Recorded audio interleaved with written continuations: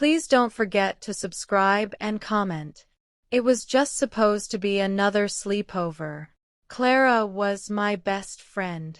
We'd been inseparable since grade school, passing notes, sharing secrets, talking about boys we'd never actually talked to in real life. Her house was like a second home to me. Her parents had always treated me like family, especially her stepdad, Mr. Warren Franklin. He was kind, respectful, a little quiet, always wore button-downs and had this calm way about him that felt safe. I never thought much about him back then. He was just Clara's stepdad, not someone I'd think about in that way, until that night. I was 22, Clara was 23. We hadn't had a real girls' night in forever, and both of us were freshly single. So we decided to recreate our high school sleepovers, pizza, pajamas, and late-night laughter. Except we weren't girls anymore, and the energy in that house had changed, even if neither of us admitted it. It started subtly. I arrived a little after 7 p.m., wearing a simple crop top and loose joggers. My hair was tied up. I wasn't trying to impress anyone, but when Mr. Warren opened the door, not Clara, I noticed his eyes pause on me for a half-second too long. He smiled politely. "Hey, Lena. Been a while." "Hi, Mr. Warren," I said, feeling a strange flutter in my chest. "You look well." He looked good. More salt than pepper in his beard now. Muscles filling out the sleeves of his shirt just a bit more. A little rougher around the edges. Somehow that made it worse. Clara came down and gave me a quick hug. "Let's go upstairs before you make my stepdad fall in love." I laughed, but something in me stirred. I told myself it was just a joke. Upstairs, we talked, played old music, watched bad reality TV. At one point, we danced like idiots and collapsed onto the floor, breathless. I didn't even realize how warm it had gotten in the room. I peeled off my joggers, leaving me in short sleep shorts and that clingy crop top. Clara didn't care. We'd changed in front of each other 100 times before. But we didn't know what was about to happen next. Clara got a phone call, from her ex, of course, and stepped out onto the balcony.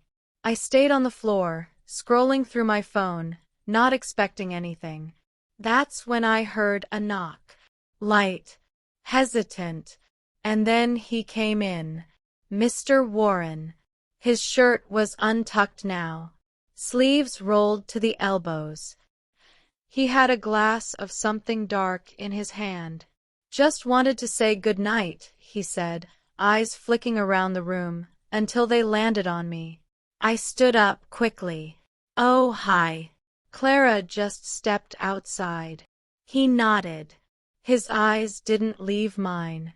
"It's nice seeing you girls together again," he said slowly. "Takes me back." I smiled, trying to stay casual. "Yeah, just like old times." But it wasn't like old times. I could feel it in my bones. He walked in a little further, leaned against the dresser, and sipped from his glass. "You've grown up, Lena." I swallowed. "Well, I mean, it's been a few years. You're not the same girl who used to fall asleep watching cartoons in this room." I looked at him then. Really looked. And I saw it in his eyes. Something unspoken, something restrained. Something dangerous.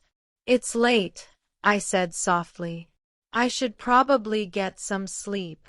He smiled faintly and walked to the door, but before leaving, he turned back, just for a moment. "I used to think of you as a kid," he said. "I don't anymore." And then he closed the door behind him. I stood there, heart racing, unsure what just happened, or what I wanted to happen next. Clara eventually came back inside, oblivious, and we pretended everything was normal. But I couldn't sleep. I lay awake, staring at the ceiling, replaying every second of that moment. His voice, his eyes, his words. Just after 1 a.m., I heard footsteps. Slow, controlled, coming up the stairs. My heart jumped. I told myself it couldn't be him. Then a light knock. Clara was fast asleep. I opened the door quietly, and there he was, Franklin Warren, looking at me like he'd been battling with himself all night. "Couldn't sleep," he said.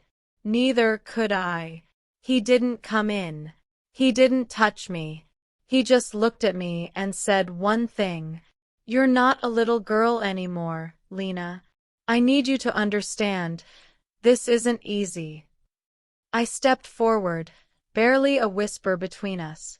"I understand more than you think." His eyes darkened. His jaw clenched. "I should go," he muttered. And he did. But nothing was the same after that. Over the next few weeks, I visited more often, always finding reasons, always dressing a little more carefully. Clara never noticed, but he did. The air between us burned with something neither of us dared to name. One afternoon, Clara left to run errands and I stayed behind, pretending to nap on the couch. He walked in and froze when he saw me. "You knew she was leaving, didn't you?" he asked. I sat up slowly. "Maybe." He didn't move. I stood, walked toward him. "You keep pretending you don't want this." "Lena," he warned, voice hoarse. "You came upstairs that night," I whispered. "You knocked." He looked at me like he was at war with himself. "It was wrong." "But it felt right," I replied. Silence. Then he stepped forward, closed the distance, and brushed a hand against my jaw. "Are you sure?" he asked. I nodded. "I've never been more sure." What happened next stayed hidden behind the same walls that held our history, quiet, slow, unforgettable. And while the world still thinks it was just a sleepover between two girls, I know better. It was the night I realized how much one moment, one knock, one stare, one choice, could change everything.